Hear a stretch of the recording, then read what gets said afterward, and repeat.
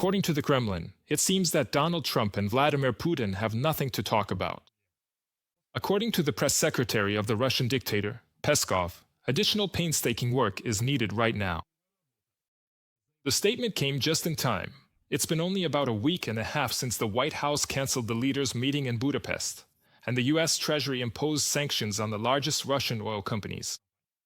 But Putin is still passionately talking about some mythical victories on the front lines. Sometimes it seems like the dictator genuinely believes what he's saying. He even invited foreign journalists so they could see with their own eyes the supposed success of the Russian army in Pokrovsk. What alternate universe is the Kremlin leader observing from his bunker, and how do they plan to bring him back to reality? Let's figure it out now.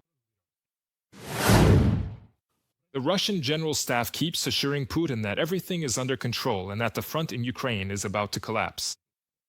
Another forecast from Gerasimov, the infamous 2 or 3 months. Obviously, the Kremlin leader is satisfied with everything and readily believes his generals. Or he prefers to believe, like, for example, that sanctions are actually beneficial for Russia. And now, the Russian dictator has invited foreign journalists to the front so they can supposedly see the deadlock of Ukrainian forces in Pokrovsk. The thing is, Putin only sees the war on the maps of his general staff, which are just as reliable as Gerasimov's reports. In the area where he's inviting journalists, there aren't even any Russian propagandists. So far, no one has volunteered to play the role of a kamikaze correspondent, but Putin insists. I discussed this issue with the commanders of the relevant groups. They're not against it. They're not against letting media representatives or correspondents into the enemy's encircled zones. Break time equals 0.5s/foreign journalists and Ukrainian journalists. Kremlin-appointed leader of the temporarily Russian-occupied territory of Donetsk region, Denis Pushilin, was quick to pick up the Kremlin's fairy tale about the encirclement of Pokrovsk. He released a video claiming to be at the hottest spot on the Pokrovsk front. But the story didn't hold up under scrutiny. Analysts geolocated the footage. It turned out Pushilin was standing in Okaratyne, about 30 kilometers from Pokrovsk. Russia announces the near-total capture of Pokrovsk. Putin reports about the encirclement and invites journalists. As proof, Pushilin reports from the Pokrovsk side. A small detail, the video was shot 32 kilometers to the east.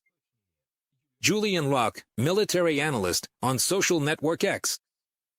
More and more often, commentators and various analysts agree, Putin is not in control of the situation.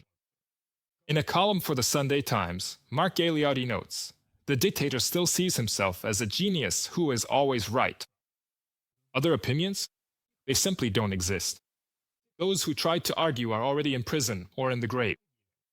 So it becomes clear why Pushilin rushed to confirm Putin's myth about the encirclement of Pokrovsk and to stage a trip to the front line. In a system where the leader lives in his own fantasies, everyone has to play along. Otherwise, you're the enemy. He locked himself in a golden cage. As he got older, he became less energetic, less in tune with his country and his people, and less skilled at controlling the elites. And yet, it was precisely this skill that used to be the foundation of his power. Like many aging autocrats, he has become a caricature of himself. Mark Gagliotti, columnist, in a column for the Sunday Times. Hearing Putin invite journalists to come and see the imaginary victories of the occupying army, the president of Ukraine commented with irony, if the Russian dictator really wants to personally visit the front, suitcase, train station, Pokrovsk. Putin says he will go to Pokrovsk. Well, great, if he comes to Pokrovsk.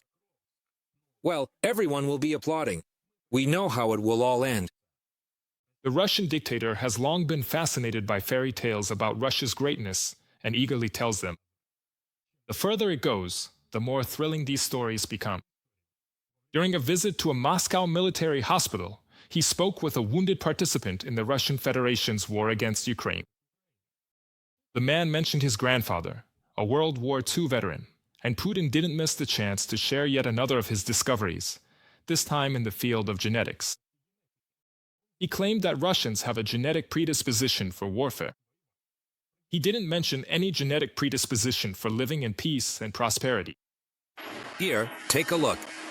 I didn't know my grandpa was like that. And you fight just like your grandpa did. I try to. Yeah, but what does that tell you? It's in our genes, you see? Putin's statements like this show that the cult of war has now become part of modern Russian identity. The Kremlin systematically promotes the narrative that taking part in wars is a natural part of a true Russian's life. By mythologizing the great victory and the image of grandfathers who fought, they create the belief that new aggressive wars are simply a continuation of a historical mission.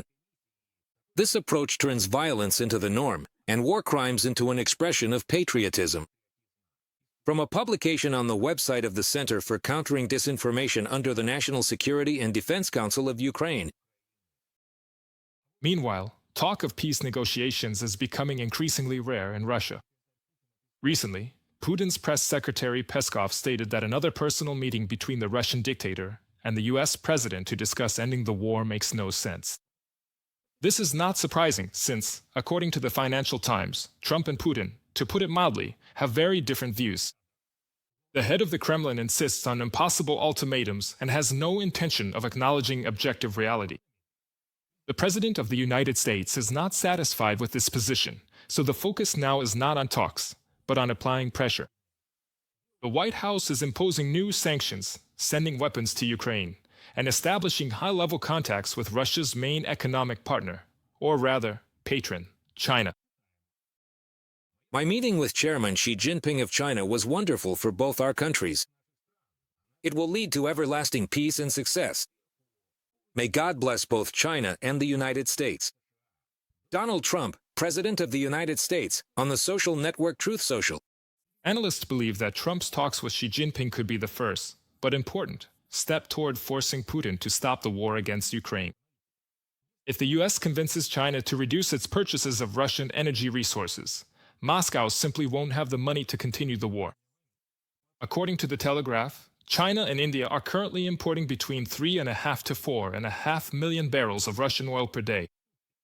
A significant portion was supplied by Lukoil and Rosneft, which have come under new US sanctions.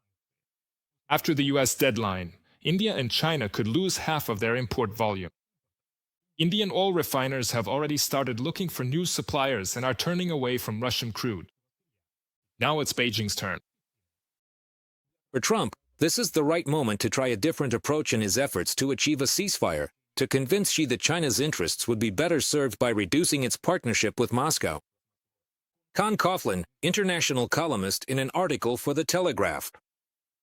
It seems that there are far fewer illusions about Russia in the American information space now, and support for Ukraine among Donald Trump's voters is growing.